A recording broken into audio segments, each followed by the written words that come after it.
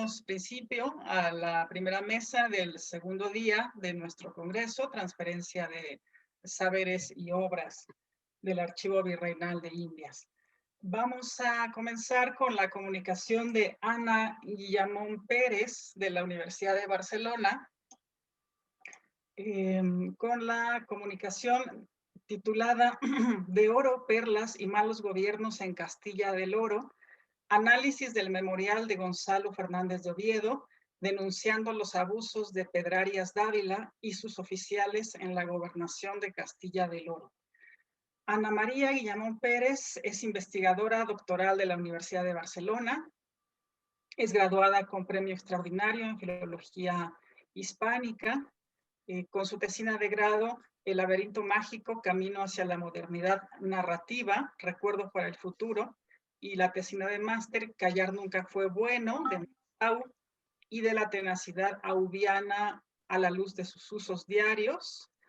Ha estudiado la renovación estética de la novela del siglo XX en el exilio de posguerra. Actualmente realiza su tesis doctoral dentro del proyecto Tradición y Originalidad en la Cultura Humanística de las Indias, Género para Textos y Traducciones en el Mundo Atlántico, siglos XVI a XVII, dirigida por la doctora Mercedes Serna. Investiga los mecanismos narratológicos y el proceso de escritura de un texto fundacional de las Crónicas de Indias, La Historia General y Natural de las Indias, de Gonzalo Fernández de Oviedo. Adelante, Ana María, por favor. Bueno, pues muchas gracias. Buenas tardes o buenas mañanas y muchas gracias a todos, a la organización y a los participantes por darme esta oportunidad. Es un privilegio estar aquí con todos estos maestros, por todo lo que se aprende. Y además, cuando estás en tus inicios, estos encuentros, pues que son los primeros, de hecho es el segundo en el que participo, son momentos que recuerdas luego particularmente y de manera entrañable, como me pasa pues con el que tuvimos en Madrid. Bueno, hace que parece mucho tiempo, pero hace muy poquito. Así que pues muchas gracias y bueno, paso a mi presentación. Que al tratarse de un memorial, pues recoge el guante de lo expuesto ayer sobre materias jurídicas y que incide en la difusión y en la problemática de control de la materialidad y culturas americanas. En el marco que nos reúne aquí, sobre transferencias de saberes y cultura material transatlánticas, Oviedo ocupa un lugar indiscutible como difusor de conocimientos indianos y agente activo de intercambios. Denostado durante siglos por su posicionamiento ideológico frente al indio, su corpus jurídico muestra, no obstante, otra faceta del controvertido cronista, la del crítico mordaz que con una independencia inusitada arremete contra conquistadores, destructores y codiciosos que derramaron injustamente tanta sangre indígena. Este memorial, datado en 1523 y que se corresponde con la segunda acusación que entona contra Pedrarias y su mala gobernación, da cuenta de ello y se erige fuente documental reveladora de esos abusos de poder y actividades comerciales encubiertas en la expansión por tierras darienitas. Pero además nos interesa aquí porque registra qué bienes fueron medulares en la red de negocios indianos en esas primeras décadas, porque Corea, con nombres y apellidos, el alto grado de corrupción y de crueldad de algunos capitanes en sus carreras por el oro, y porque asimismo susurra entre líneas la problemática de control a la que se enfrentó la empresa imperial sobre las técnicas de colonización y comercio, y a la que el Oviedo competitivo, vigilante y rectificador trató de dar soluciones con la formalización de su riguroso plan de reformas que detalla al final de esta su denuncia. Por ello, y porque curiosamente resta todavía hoy una investigación minuciosa y monográfica sobre su correspondencia oficial y personal, recupero este memorial que a su medianía de edad, contaba entonces 45, y con más de 10 años en el Nuevo Mundo y una retahíla de rifirrafes con el gobernador, nos ha legado Oviedo, no sin antes escudriñar en su faceta más meritoria, la de pionero transmisor de las culturas y de la materialidad americanas. Con el descubrimiento y para ejercer un efectivo control, se instaura el adagio conocer para gobernar mejor. Nace, por ende, una preocupación por representar una naturaleza a fin de hacerla accesible y productiva, y a la par de explicar y justificar el avance y las decisiones de los conquistadores. La afluencia de riqueza y poder es tal, y la información tan copiosa y contradictoria que se clama por un mayor conocimiento, pero además por una buena organización económica local, un tremendo desafío. Y es que no siempre los metales y las piedras preciosas, el negocio de esclavos o la importación del exótico surtido de bienes amerindios fluyen por redes visibles a los ojos monopolizadores de la corona. ¿Cómo salvar la distancia espacial y posibilitar flujos de información confiables entre los remotos territorios y la corte castellana? ¿De qué modo estabilizar el dominio colonial en lugares donde en realidad jamás harían acto de presencia las altas instancias imperiales? Se lucubra, y aquí remito a lo que mencionaban Milagros y Loreley ayer,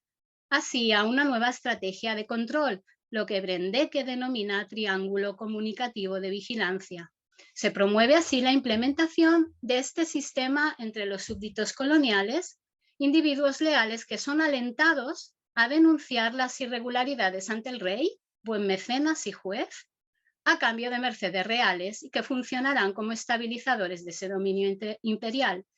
Los españoles que estaban en América tenían que saber que la lealtad a la corona valía la pena y que la deslealtad se tomaba su revancha a largo plazo, porque la una podía llevar a obtener privilegios y la otra a perderlos. Como la corte estaba lejos, se necesitaban presupuestos estructurales para mantener esa conciencia. En primer lugar, la conciencia de una observación potencialmente incesante de la lealtad y la deslealtad política, y en segundo lugar, de su comunicación a la corona.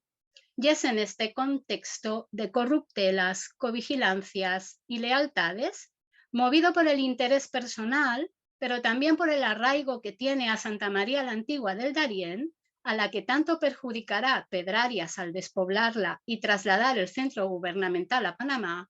que alzándose Oviedo probo informante, denuncia reiteradamente a Dávila y sus facciones por la vía legal, y también acomoda un extenso libro 29 en su crónica, destinado a inmortalizar las fechorías del gobernador y su infernal escuela. Como es sabido y como hemos repetido en las sesiones anteriores, los archivos coloniales documentan la historia de la conquista como una historia de disputas legales, de contratos y litigios, batallas jurisdiccionales que fueron asunto nuclear, por no decir origen, de las crónicas más relevantes, y que, como en el caso de Anglería, Las Casas o Gómara, coincidieron asimismo con Oviedo en tintar, curiosamente, de oscura la figura de este gobernador de Castilla del Oro. Señalaba en consonancia Alto Laguirre Duval la relevancia de cotejar los relatos de estos cronistas con aquellas resoluciones oficiales que pueden darnos más pistas. Y fue este libro 29 mi puente para arribar al memorial y el catalizador de ciertos interrogantes acerca del germen de esas tiranteces con el afamado Pedrarias, sobre cuánto de inquina y, por tanto, cuánto de objetividad residía en la pluma de Oviedo. Y me pregunté, ¿qué trasfondo económico, comercial y político enemistó a estos dos personajes y cuánta luz arroja sobre los motivos de este memorial?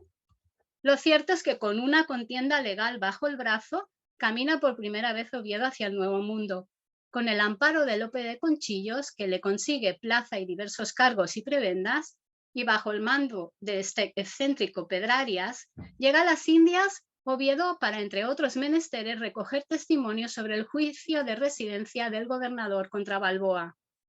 Complejo escenario es el que haya ya, con un ambiente enrarecido por las tiranteces entre estos dos bandos irreconciliables, los de Vasco Núñez y los afines al Gran Justador, y que aún más se enturbia cuando entran también en juego los intereses de Fray Juan de Quevedo. Además, impelido ineludiblemente a participar en la política de Santa María de la Antigua, donde Oviedo concentra todos sus cargos y tiene todos sus bienes, pronto afloran sus desavenencias con el proceder injusto de Dávila, militar intransigente, inflexible con cuantos significasen un estorbo en la realización de sus planes. El afán de lucro de los expedicionarios y el abandono de las tareas mínimas de subsistencia, como la labranza, precipitan la falta de alimentos que se agrava con una plaga de langostas y un incendio que arrasa las provisiones de víveres de los españoles. El hambre asola de tal manera Santa María y son tantas las crueldades y la tristeza que en espacio de 7 u 8 meses, dice Oviedo, eran más los muertos e huidos que los que quedaron en tierra. Y es entonces, en octubre de 1515, cuando parece forjarse esa imperecedera rivalidad,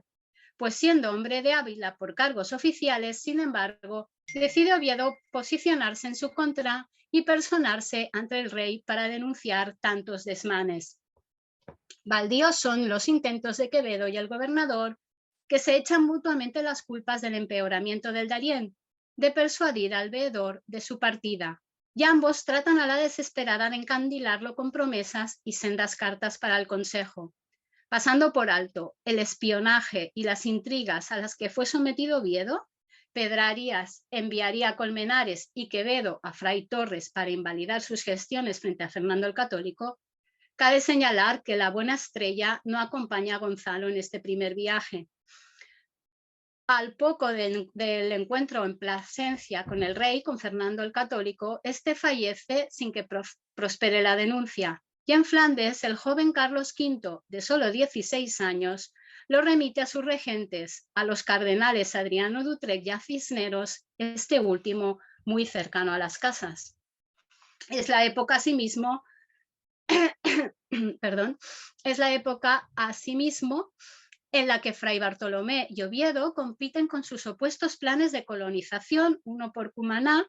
y otro por la gobernación de Santa Marta, y el momento en que el clérigo se posiciona ferozmente contra Oviedo, encontrando en él, como dice Manuel Ballesteros, uno de los biógrafos de Oviedo, un enemigo ideológico al que siempre despreció y a quien nunca perdonó sus diferencias de opinión. Por ello no será hasta 1519 cuando, con la ayuda nuevamente de Conchillos, consigue el cronista audiencia con su majestad y logra la perseguida destitución de Pedrarias. La mala fortuna vuelve a cruzarse, sin embargo, en su camino,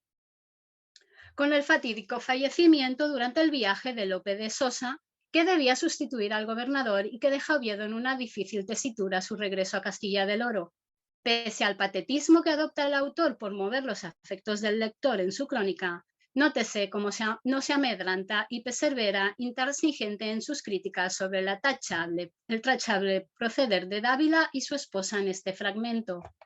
Desde a pocos días que murió Lope, llegué yo al Darién, supe la muerte que yo sentí en el ánima, porque en la verdad yo había procurado y hecho todo lo que en mí fue para que Pedrarias fuera removido. Túveme por perdido. Supe aquí como doña Isabel de Bobadilla la enviaba al gobernador a Castilla con mucho oro y perlas, por la residencia que esperaba que le había de tomar Lope de Sosa, por tener la hacienda puesta en cobro, que en estas partes mucho se usa entre gobernadores y jueces cuando se les acaba el oficio, que huyen con el dinero antes de la cuenta. Y mucho más convulsa es, por descontado, esta segunda etapa en el Darién. Recordemos que llega Oviedo con el encargo ahora de rescatar los bienes de Balboa, ajusticiado nada menos que por Pedrarias. En un vano intento de salvarla de las ruinas, además, acepta la tenencia de la agónica Santa María, que le ofrece el astuto gobernador para tenerlo bajo control, hecho que aviva aún más la conflictividad con el segoviano, en especial al interferir en las disposiciones tomadas por el nuevo teniente, para luego destituirlo del cargo, apresarlo y someterlo a un juicio de residencia, del que finalmente, eso sí, Oviedo saldría victorioso gracias a los vecinos de Santa María. Pero no siendo suficiente, el 19 de septiembre de 1522 sufre un atentado a manos de sus enemigos, en el cual casi pierde la vida. Es entonces que, ante la imposibilidad de clamar justicia en tierra firme, decide llevar sus quejas al Consejo y el 5 de julio de 1523 parte secretamente con su segundo memorial hacia España para continuar su lucha contra Pedrarias. Y pasamos aquí a la faceta más meritoria de Oviedo, Cabe señalar que temprana y diligentemente asume Oviedo ese papel de descriptor y transcriptor de las Indias. Contemplador excepcional, este nuevo Plinio sobresale como precursor en establecer un criterio taxonómico a la vez estructural y funcional de la realidad americana, auxiliándose en las afinidades con lo conocido. Ese pragmatismo lo hace recalar en cuestiones sustanciales para la subsistencia de un español afincado en aquellas Indias. Fija su mirada, por ende, en ubicaciones, en climas, en fertilidad de tierras. Señero en la difusión de la flora la dibuja según el interés alimentario, medicinal u otros utilitarios como su valor textil o maderero. E indaga como buen etnógrafo a su vez en la cotidianeidad de las distintas colectividades aborígenes. El material antropológico de las culturas prehispánicas que nos ha legado es de hecho inestimable. Bien es cierto que sus descalificaciones sobre los indios viles y mal inclinados le granjearon para la posteridad una imperecedera censura. Pero al margen de sus polémicas descripciones sobre aberraciones y ritos diabólicos, en sus narraciones, en especial la de los indios de Cueva o de la Española, se percibe la admiración del cronista por múltiples aspectos de la cultura indígena. Considera Oviedo que del indígena se aprende y por ello sus páginas se trufan de recursos naturales, técnicas de caza o pesca, equipamientos, vestidos y avalorios, costumbres o vocablos amerindios. De las ciénagas nos reporta, por ejemplo, el singular magle, árbol provechoso para barazones de buhíos o estantes, cuya corteza además es el sumum para curtir los cueros de vacas en breve tiempo, mucho mejor que en España. Tienta asimismo el paladar del lector europeo al describir por primera vez el aguacate, voz náhuatl que significaba fruto suculento en forma de testículo. Se sabe por él de las ricas granjerías de las cañas de azúcar y de los métodos de molienda, del árbol parecido al helecho con el que los indios hacen la hierba con que tiran y pelean, la cual por la mayor parte es irremediable. De las frutas nicaragüenses que dan tinta, que no caduca ni salta, emu negra de color y con la que confiesa a él escribir sus memoriales. De la manera de los indios de hacer lumbre con dos palos, uno de ellos principal que llevan labrado y siempre consigo, de la técnica de fabricación de hamacas y canoas, las cuales ilustra visualmente, o de la elaboración del atambor, hecho de madero redondo, hueco y cóncavo, que suena como los atambores sordos que hacen los negros, pero no le ponen cuero, y que así, con este mal instrumento en su cantar, dicen sus memorias e historias. Perplejo y curioso a la vez, refiere a sí mismo a la figura de la Atenebeae Nequen, la hermosa esposa que según la costumbre se enterraba viva con el marido y no siempre por propia voluntad,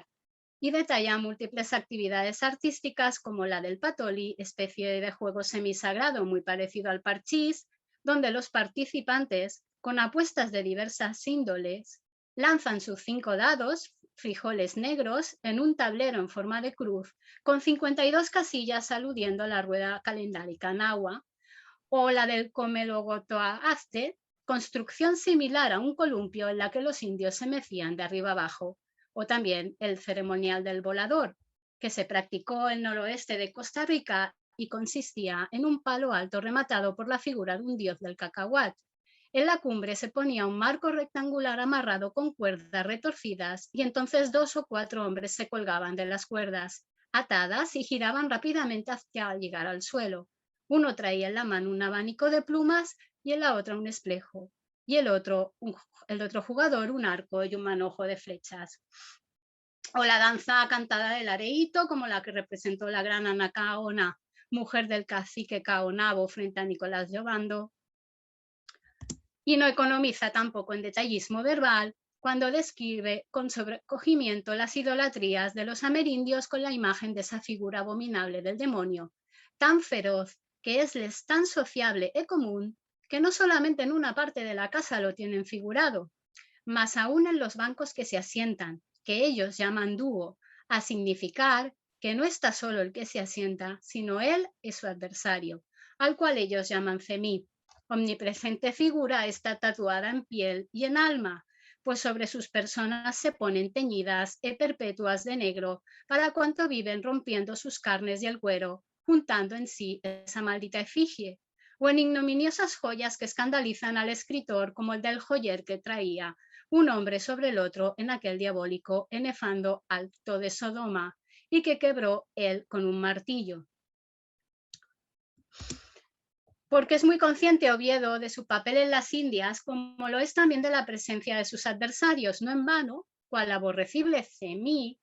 Pedrarías parece estar siempre presente en sus pensamientos, así como cuando narra sobre las maneras de las casas indígenas en el sumario y explica que entre las que había en la ciudad de Santa María, yo hice una y tal que a un gran señor pudiera coger, pero por desdicha de los vecinos se ha despoblado dicho pueblo por medio y malicia de quien a ello dio causa. Evidentemente se está refiriendo aquí al gobernador.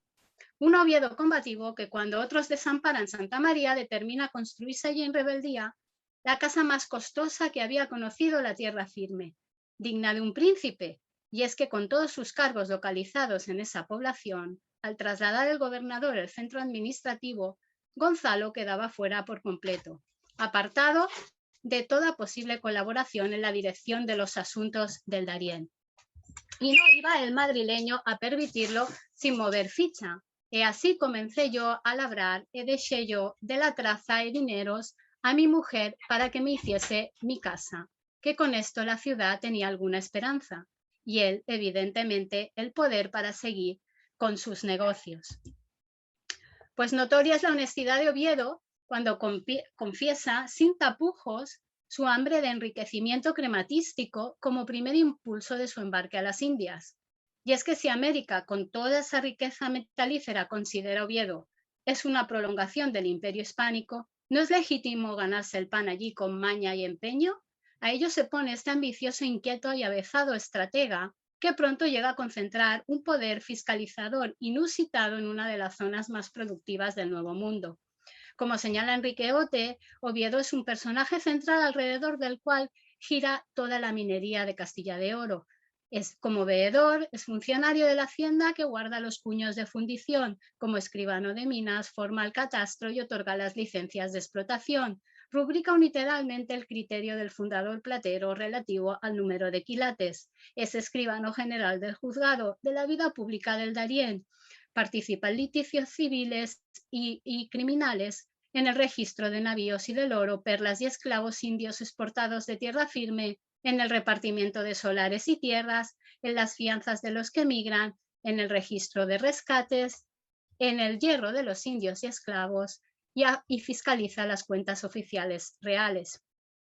Poseedor de tales privilegios,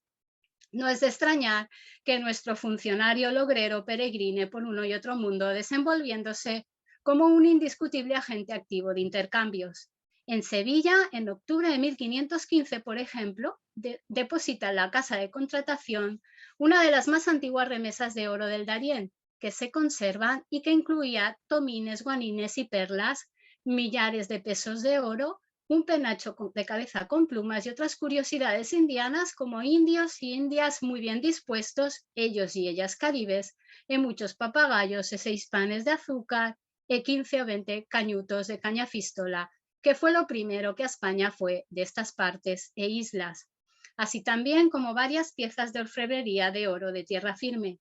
Oro protagónico para ambos mundos, deja claro el cronista, porque siempre atento a las actividades de comercio y trueque de los aborígenes, y pese a que ya por entonces el intercambio amistoso y la hostilidad indiana se están deteriorando por la actitud hostil de los conquistadores, Oviedo incide en el simbolismo ceremonial que para estas sociedades tiene el aurífero metal, regalo de excepción para deidades y visitantes. Ilustrativos son también sus capítulos sobre piedras preciosas, especialmente sobre las perlas, también denominadas margaritas, tan apreciadas por la realeza. No solo reprueba a los antiguos, que señalaban el rocío como su origen, y describe sus formas o colores, sino que considera a los indios grandes maestros en esa pesquería, de la que ha asimilado cada minúsculo detalle. Sobre los fraudes en este negocio, y las que pasan por sanas y no lo son, advierte asimismo al lector que la experiencia me lo enseñó y aún harta pérdida de dineros por no haber entendido cuando compré algunas perlas o porque no las pude sostener en mi poder por algunas necesidades que me ocurrieron. Y no miente, porque ha visto circular alguna de las más admiradas piedras preciosas ya en calidad de poseedor, como cuando dice que tuvo una perla redonda de pera de 26 quilates y tuve otra de talla de pera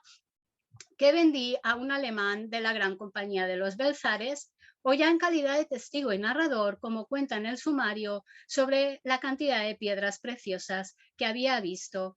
en las Indias. Vi una esmeralda traída del Yucatán a Nueva España, entallado en ella de relieve un rostro redondo a manera de luna de plasma. Cabe señalar que busqué lo que era luna de plasma porque lo desconocía y encontré que en la edición del sumario especificaban que era una piedra eficaz contra el veneno. Hace alusión así Oviedo a que vio varios plasmas de esmeraldas, corniolas y jaspes y calcedonias y zafires blancos y ámbar de roca. Y en su crónica también narra la adquisición de la más famosa de las perlas, con talla de pera, justamente la que la mujer de Pedrarias ofreció a la emperatriz por 4.000 ducados. Una perla que compró en 1.200 pesos a un mercader llamado Pedro del Puerto, que pesaba 31 quilates y es de talla de pera y de muy linda color y muy oriental, la cual después compró la emperatriz Nuestra Señora a doña Isabel de Bobadilla. Y llegamos al memorial. El memorial, con un encabezamiento y 33 párrafos sangrados y numerados, es desde sus inicios una agresiva pero habilidosa descalificación escrita a su adversario, que culminará con la remoción de Pedrarias en agosto de 1525. Si bien el preámbulo sigue patrones establecidos, el elogio al destinatario, invocación a Dios y mención de méritos propios, la causa scribendi no se hace esperar, con la mención explícita a Pedro Arias y la noticia de la tierra perdida, destruida y robada. Además, Oviedo despliega tempranamente sus dotes de orador para persuadirnos de que su reclamación es absolutamente legítima y pertinente. Recordemos que en 1523 sigue siendo una figura central en el comercio de Castilla de oro, con concentración exorbitante de poderes y múltiples negocios que van desde el rescate de hachas y arcos, la subasta y pesca de perlas, al registro de la explotación minera y de otras piedras preciosas, cargo del que lleva casi una década ocupándose, y de que como leal vasallo cumple con su cometido. Díjome su majestad que usted hablase le dijese todo aquello, que lo mandaría luego remediar. Revestido de este modo de autoritas, en dar verdadera razón de todo, el escritor no solo enfatiza el proceder cruel y codicioso del gobernador, sino el prejuicio que estos desmanes suponen para la corona y para Dios, pues siendo aquellas tierras lo mejor de lo descubierto, todo está escondido y ocultado a su majestad y su consejo, que es la causa por la que no se le envían dineros de sus rentas. Influjo de la historiografía medieval, sabemos que el retrato cobró especial protagonismo en la Crónica de Indias. De él se vale Oviedo para, con un brillante estilo fiscal, dar arranque a sus acusaciones. Un ataque a fondo y sin disfraces, que no se detiene solo en amplificar las actividades fraudulentas, sino que arremete contra rasgos que lo incapacitan para gobernar, que no son de calidad para ejercer ese cargo, como su mucha edad, por ser septuagenario en las Indias, o la poca constancia del segoviano, argumentos que incluye en su crónica cuando aconseja al lector cómo debieran ser los capitanes y soldados reclutados para las Indias. Deberíades considerar primero el rostro de cada uno, y examinada la efigie, veréis sin querer secretamente sus mañas y cómo vive y qué sabe hacer. El hombre que tomárades no sea sospechoso al hacer, sobre todo, ni de 25 abajo, ni de 50 arriba. Y estad muy sobre aviso en mirar de quién fiáis. Aspecto que reiteran las conclusiones de su memorial,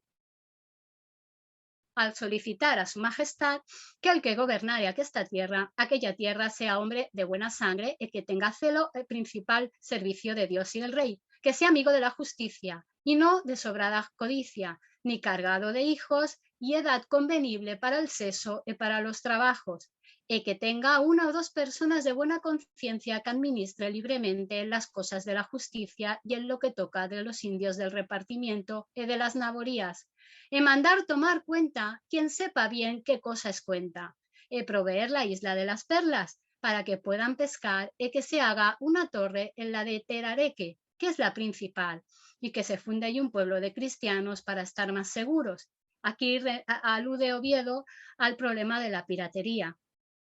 y que libremente puedan ir y tornar de aquella tierra los que allá fueren de otros reinos de España.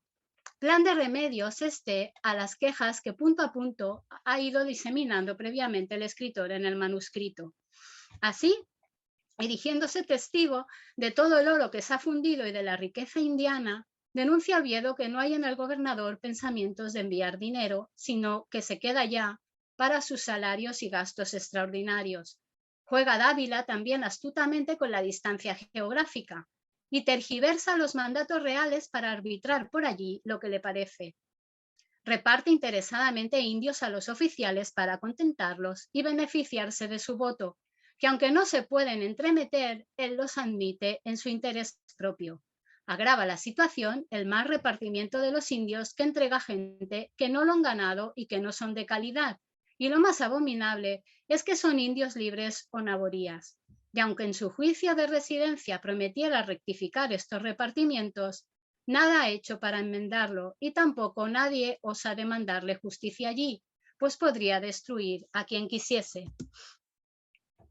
Muy crítico en su crónica, con este episodio refiere Oviedo a sí mismo al requerimiento que por conciencia real debía leérseles antes de hacerles la guerra a los indios. Irrisorio, a su juicio, porque no entendían estos la lengua, y por ende mandaba pedrarias a Oviedo esa lectura tras haberlos salteado y atado para darlos por esclavos y repartirlos. Quisiera yo que aquel requerimiento se les hiciera entender primero, escribía en su historia. Que yo pregunté después, el año de 1516, al doctor Palacios Rubios si quedaba satisfecha la conciencia de los cristianos, y paréceme que se reía muchas veces cuando yo le contaba lo de esta jornada. También alude Oviedo a cómo los vasallos del rey están encarcelados si se van en contra de sus intereses, pues no pueden salir de aquella tierra sin licencia. De cómo se interceptan las cartas y no se dan a quien van, porque su majestad ni su consejo no sepa verdad. De que la promesa de devolver las partes que se habían llevado oficiales y gobernador tras la primera denuncia de Oviedo sigue incumplida. O que con la ayuda de Isabel de Bobadilla y Diego Arias, esposa e hijo del gobernador, se toman las islas para sí y esconden y se hurtan las perlas más ricas. No obstante, la situación se recrudece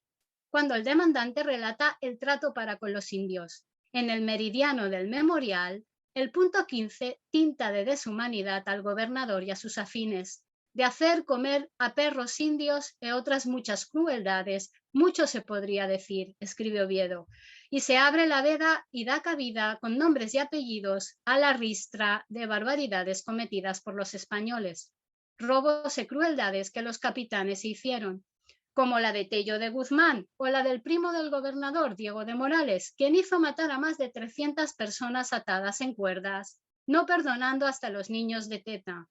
como la de Benito Hurtado, que solicitó en paces al cacique Careta indios para ayudarlo a cargar, y que cuando llegó al Darién dio por quinto del rey los indios de paces, como la de Pedro de Cárdenas, que asó por su placer 2 mujeres de repartimento, o la de Francisco de Medina, que vino a saltear indios y hacerlos comer a perros sin causa alguna, o como las propias crueldades evidentemente del gobernador, que ahorcó a San Martín Estete, su criado, sin causa en la isla Dominica y después de 6 meses en el Darién le hizo el proceso, o cuando hizo degollar a Vazco Núñez y a los otros que con él padecieron. Y a propósito del adelantado, del descubridor del Mar del Sur, se introduce el propio Oviedo como personaje, como otra víctima más en el memorial. Pues si degolló a Balboa por, entre otras cosas, tomar una marca de oro, de lo mismo pecaría el gobernador que había ido tras un puño de los que tenía el veedor Gonzalo Fernández de Oviedo, Él lo tuvo en su poder el tiempo que le preció, él lo pudo hacer, y marcar pudo el oro que le pareciere escondidamente. También se apoderó Dávila de la casa de Vazco Núñez por muy bajo precio, y ya descabezado repartió sus bienes y sus naborias entre la bobadilla y sus afines para no entregarlos con la hacienda al rey. En definitiva, que nada se hace en el Darién sino en presencia de este gobernador inconstante que fomenta la discordia y los pleitos y sin intenciones de poblar ni convertir, solo de rescatar. Que la codicia y no la amistad es el lazo que une al gobernador y sus oficiales, y todo esto se ha consentido por no avisar a su majestad. Pero ahí está Oviedo, ahí está el fiel informante, el vasallo, que previamente a pedir al final del memorial un último auxilio para su estimada Santa María la Antigua, se hace merecer. Porque no se sabrían aquellas cosas si no fuera yo el que las dijere, porque parece que es inhumanidad callarlas a mi rey, pues tengo jurado su servicio. En conclusión, al entrar en su crónica, caemos cautivos del Oviedo etnógrafo. De su mano, poblado a poblado, nos llega la fragancia del zumo de la yuca para hacer pan o de las pipas de tabaco. Palpamos la rugosidad de la pelota de caucho. Escuchamos el ritmo de areitos y atambores o nos deslumbramos con semillas dorados y guanines colgados al cuello, como si realmente lo presenciáramos. Su precisión descriptiva, honesta, minuciosa y casi sensorial, y su alto conocimiento de las materias indianas nos demuestran que Oviedo no es un mero compilador, no es un vulgar informante. Su mérito radica en apreciar la diversidad y las diferencias, en indagar e interpretar científicamente sociedades y sociedades aborígenes, deviniendo por ello uno de los más relevantes agentes de la difusión de las culturas americanas más primitivas. Al entrar en el memorial, desvelamos otra faceta honesta de nuestro tan cuestionado historiador, sus intereses crematísticos, su necesidad de autolegitimación y su fidelidad real lo sumergen en un mare magnum de disputas legales y acusatorias contra la corrupción de Pedrarias. Y en esos desempeños sabemos más de las principales redes de negocios indianas, pero también de la problemática para controlarlas, porque si algo destapa esta acusatoria es la parte más oscura de la epopeya imperial, quejas análogas a las culminadas en ese libro 29, denominado Infernal, por Alberto Salas, que llevarán al hastío al cronista, quien se lamentará tantas veces de haber tenido que dejar el apacible ejercicio de loar esplendorosas materias indianas para dar detallada razón por donde esta tierra ha llegado a estar cuasi yerma, sin indios, porque no se pueda decir que excuso los unos y desalabo los otros, sino que doy a cada uno el nombre que merece. Muchas gracias. Muchas gracias, Ana Guillamón Pérez, por esta interesante charla que nos permite ir acercándonos a esta interesante, la interesante historia del establecimiento de las redes de poder, ¿no? En los virreinatos y vemos la necesidad y bondad de ir explorando estos textos paralelos a las crónicas que nos hablan, pues, tanto del problema en general como de la personalidad de los cronistas, ¿no? Entre otras cosas.